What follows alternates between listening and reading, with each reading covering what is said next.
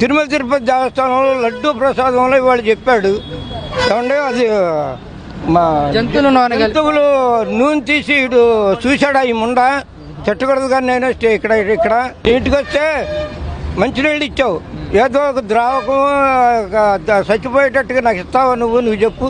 తిరుమల తిరుపతి దేవస్థానం అంటే పవిత్రమైన దేవాలయం.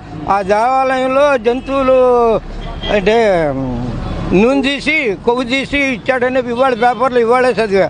అది నిజమా అబద్ధం ఆడు ఎందుకు చెప్పాలి? ఒక చంద్రబాబు నాయుడు అంటే ఒక సీఎంగా ఉన్నప్పుడు మంచి మాటలు మంచి ద్వారా ఉండాలి, అంతేగాని చెడు బతికిన మాటలు చెడు బతికిన వ్యవహారాలు చెప్పకూడదు. అవునా కదా?